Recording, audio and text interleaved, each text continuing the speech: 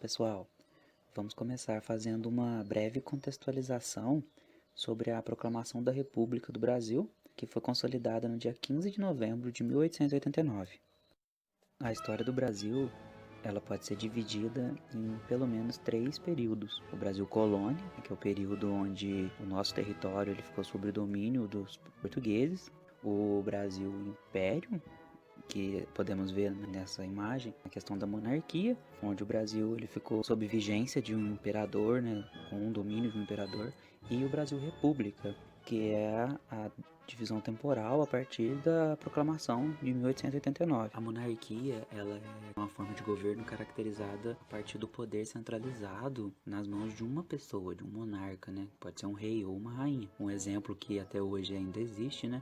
A Inglaterra, ela tem a rainha Elizabeth II, ela é a atual monarca inglesa, mesmo tendo poderes simbólicos, ela ainda representa a coroa inglesa.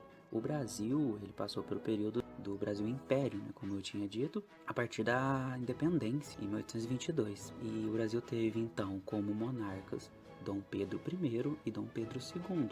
A República, ela foi proclamada a partir da derrubada do poder de Dom Pedro II e o exílio da família real brasileira. A palavra república significa coisa pública, coisa de todos. E a sua proclamação, né, instaurou um regime republicano presidencialista. Então, a partir de 1889, o Brasil não tinha mais um rei, não tinha mais um monarca e passava a ter um presidente.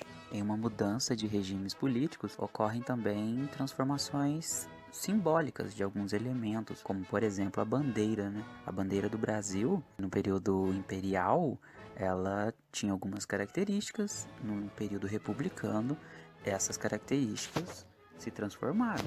Mesmo as cores principais se mantendo, o símbolo dessas cores e os símbolos presentes na bandeira sofreram alterações. A bandeira do Brasil Império representou o nosso território desde a independência do Brasil, em 1822, até a proclamação da República, em 1889. Posteriormente, alguns símbolos dessa bandeira não fazem mais sentido num regime republicano, como, por exemplo, a coroa. A coroa representa o império. Se não temos mais um império, não faz sentido termos uma coroa na nossa bandeira.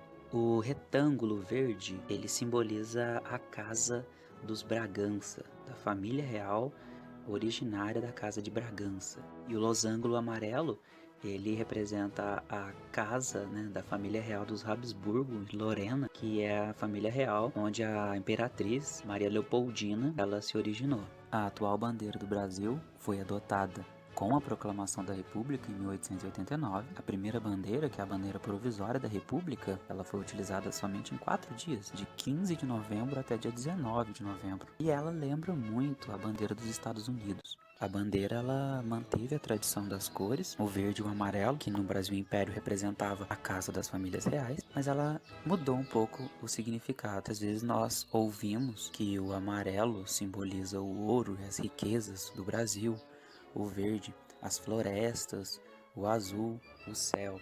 Então, são transformações simbólicas que aconteceram também. Ao centro, o círculo azul, ele foi anexado, antes não tinha, agora passou a ter, representando o céu celeste, o azul celeste do céu. E foi colocada também a divisória, a faixa divisória com os escritos ordem e progresso. Ordem e progresso é uma expressão positivista que significa uma nação organizada, uma nação que prospera. Junto, né, nesse círculo azul, as estrelas simbolizando cada uma um estado. Mesmo antes da proclamação da República, ainda no século XIX, o Brasil ele se consolidou como o maior produtor de café do mundo. Era o maior exportador de café. E esse lucro, né, o lucro dessa atividade econômica, ela gerou muitas riquezas para o Brasil. Mas foi uma riqueza para uma pequena parcela da população. A gente chama de elite cafeeira ou elite oligárquica do país. Essa elite oligárquica tinha grande poder econômico, tinha grande poder na localidade. Eram vários barões fazendeiros que tinham um domínio muito importante naquela região, naquela localidade. Porém, eles não influenciavam muito nas decisões tomadas pelo Brasil como um todo. O Brasil era um regime monárquico.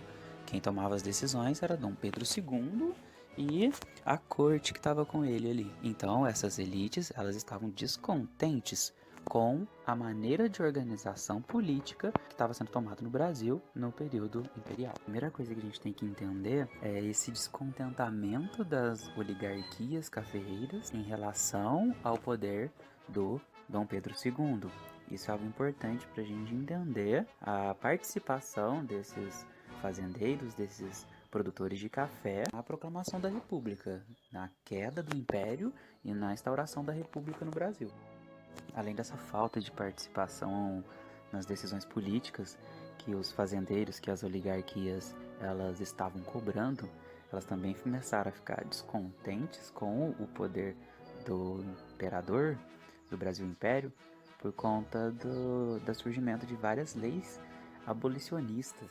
O Brasil era um país escravocrata, continuou sendo até 1888, quando foi assinada a Lei Áurea e assim aboliu a escravidão oficialmente, né, no Brasil. E a grande maioria dessas oligarquias cafeeiras, elas eram a favor da escravidão, por conta da mão de obra, né, do trabalho que era exercido nas fazendas, ser um trabalho escravo. Agora a gente pode ver uma sequência de leis que foram sendo criadas no Brasil e que foram abolindo a escravatura aos poucos. A oficialização dessas leis, elas se deram a partir de uma pressão internacional também, juntamente com pressões internas de abolicionistas, né, de intelectuais, que não concordavam com a escravidão, com pessoas escravizando outras pessoas. Em 13 de maio de 1888, a princesa Isabel, ela assinou então a Lei Áurea abolindo a escravidão do Brasil. Essa prática, então, a abolição da escravatura, ela fez com que essa elite cafeeira, essa oligarquia rural, ficasse muito descontente em relação ao poder imperial. Agora, eles tinham que buscar outras formas de manter a mão de obra, né, de manter a produção das fazendas. Outro grupo que também estava bastante descontente em relação ao poder imperial eram os militares. Os militares, eles também reivindicavam mais participações no governo e também que a voz deles fossem ouvidas nas tomadas de decisões políticas do país. O exército brasileiro ele estava fortalecido, o Brasil tinha acabado de participar da Guerra do Paraguai e por meio dessa guerra, os oficiais de alta patente, que agora retornaram à normalidade, entre aspas, pós-guerra, eles queriam mais autonomia e participações nas decisões políticas do Brasil. Então ocorre essa, entre aspas, união entre o exército, a elite e os abolicionistas republicanos que queriam transformar o Brasil de império, de uma monarquia, para uma república. A partir disso, os membros do alto escalão do exército, aliados às elites oligárquicas e aos republicanos, eles resolveram tomar o poder de Dom Pedro II, proclamar uma república presidencialista no Brasil. Dom Pedro II foi exilado, voltou a Portugal junto com sua família e o Brasil proclamou a república em 15 de novembro de 1889. O Marechal Deodoro da Fonseca, ele foi proclamado o primeiro presidente do Brasil.